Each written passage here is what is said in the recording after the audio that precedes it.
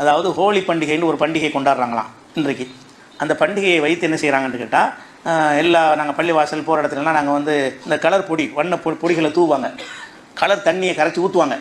இந்த மாதிரியான காரியத்தைலாம் நாங்கள் செய்வோம் அப்படின்னு ஒரு கூட்டம் டிக்ளேர் பண்ணிவிட்டு, அதில் பள்ளிவாசல் விதிவிலக்கு இல்லை, நாங்கள் போகிற வழியில் பள்ளிவாசல் இருந்தால் பள்ளிவாசலில் என்ன செய்வோம், சாயத்தை புதுசாக அன்றைக்கி ரம்ஜானுக்கு பெயிண்ட் அடித்து புதுசாக பெயிண்ட் அடித்து வச்சுருப்பாங்க, அதுக்கு மேலே ஒரு பெயிண்ட் என்ன செய்வான் ஊற்றி விட்டு போவாங்க. இந்த மாதிரி நாங்கள் செய்வோம், அதோட சேர்த்து செருப்பு கல் இதெல்லாம் வீசுவாங்க அந்த அதில். இந்த மாதிரி நாங்கள் செய்வோம் டிக்ளேர் பண்ணுறான்.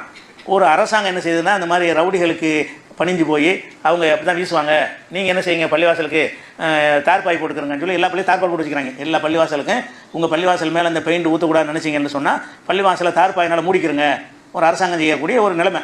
அதுபோக நீங்கள் வந்து ஹோலி பண்டிகை வருஷத்துக்கு ஒருக்கா தான் வருது, நீங்கள் வாரம் சும்மா தொழுகிறீங்க, அதனால் இந்த நீங்கள் வீட்டில் தொழுதுக்கிறங்க, பள்ளிவாசலுக்கு வராது. இந்த மாதிரியான அடிப்படையில் அந்த மக்களை ஒரு பதட்டத்தில் வைக்கிற மாதிரி செஞ்சு எல்லா பள்ளிக்கும் தார்பாய் போட்டுருக்காங்க. பார்த்துருப்பீங்க, புகைப்படங்கள்லாம் வீடியோக்கெல்லாம் பார்த்துருப்பீங்க. எதுக்கு தார்பாயின்னு சொன்னால், இந்த ஹோலி பண்டிகைன்னு சொன்னால் அடுத்தவனுக்கு இடைஞ்சல் பண்ணுறதுக்கு ஒரு பண்டிகையா? பண்டிகைன்னு சொன்னால் அவன் சந்தோஷமாக கொண்டாடுறதுக்கு தான் பண்டிகையை தவிர, அவனுடைய அந்த ஏப்ரல் ஃபுல்லில் இங்கடிப்பாங்க இல்லை, அந்த மாதிரி வேலை இது. அது பேரை ஃபுல் தான் முட்டாள் தான் இந்த மாதிரி செய்வாங்க. அப்போ ஏப்ரல் ஃபுல் மாதிரி நம்ம போயிட்டுமா என் சட்டையில் மைய தட்டி போயிடுவாங்க, அடுத்து மாற்ற சட்டை கூட எனக்கு இருக்காது. அந்த மாதிரியான ஒரு காரியத்தை எல்லாம் ஒரு கொண்டாட்டங்கிற பேரில் செஞ்சு அதை நம்ம வந்துட்டு செஞ்சுட்டு போ, நம்ம அதை வந்து முஸ்லீம் எதுக்கு இதை செய்கிறான்னு கேட்டால் ரொம்ப உலகிறக்காக தான் செய்கிறாங்க.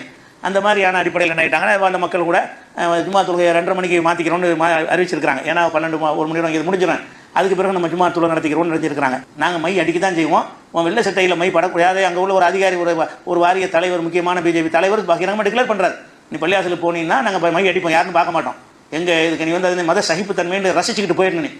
அப்படி இல்லை என்று சொன்னால் நாங்கள் அடிப்போம். நீ ஒரு சட்டையில் வந்து மைப்படக்கூடாது நினைத்தாயானா நீ வந்து தார்பானியில் வந்து சட்டையை போட்டுக்க, அதில் தான் மைப்படாதுல, இந்த கலர் இதில் வந்து மைப்படாது, அது மாதிரி செஞ்சுட்டு உன் சட்டையை காப்பாற்றிக்கன்னு சொல்கிற அளவுக்கு இந்த சட்டம் ஒழுங்கை காப்பாற்ற கடமைப்பட்டிருக்கிற ஒரு அரசாங்கம் என்ன பண்ணுதுன்னு கேட்டால், அவங்க அப்படி தான் செய்வாங்க. நீ உன்னை காப்பாற்றிக்க, உன்னை நாங்கள் காப்பாற்ற மாட்டோம், உன் பள்ளிவாசலில் மை படிக்கக்கூடாதுன்னு நினச்சா நீ தார்பாய் போட்டுக்க, நீ தார்பாலினில் வந்து சட்டையை போட்டுக்க அப்படின்னு சொல்கிற அளவுக்கு ஒரு கேடுகட்ட நிலையில் அந்த மக்கள் வந்து ரொம்ப நிம்மதியற்ற ஒரு அச்சுறுத்தலுக்கு மத்தியில் வாழ்ந்து கொண்டிருக்கிறார்கள். நம்ம இன்றைக்கி நிம்மதியான பிள்ளை சும்மா தொகுத்துருவோம். நாடு போகிற போக்கு அரசியல் சாசனத்துக்கு மரியாதை இல்லை, அரசியல் சாசனம் இந்த மாதிரி சொன்னவனை வந்து பதவி நீங்கள் டிஸ்மிஸே பண்ணிடலாம் இவன் செய்கிற வேலைக்கு. அந்த மாதிரியான ஒரு வேலையை நாங்கள் பாதுகாக்க மாட்டோம்னா இதுக்கு ஒரு அரசாங்கம், நீங்கள் தான் உங்கள் இதை பாதுகாத்துக்கிறேன்னா அவங்க அப்படி தான் செய்வாங்க, நீங்கள் சகிச்சுக்கிட்டு போங்கன்னு சொல்கிறதா இருந்தால் இதுவே வந்து அவன் பதவியில் இருக்கிறதுக்கு தகுதி கிடையாது, டிஸ்மிஸே பண்ணலாம், ஆட்சியவே கலைக்கலாம் சட்டப்படி.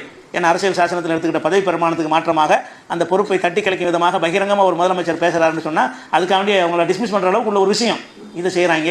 ரொம்ப அநியாயம், எல்லை மீறி போய் கொண்டிருக்கிறது. அது வந்து அல்லா தான் காப்பாற்று, தகவலுக்கு தான் இது ஒன்றும் செய்ய முடியாத நாட்டில் இவிஎம் முடிக்காத வரைக்கும் அவங்க என்ன வேணாலும் செய்வாங்க. ஏன்னா திருப்பி மிஷினில் வச்சு அவங்க தான் வரப்போகிறாங்க.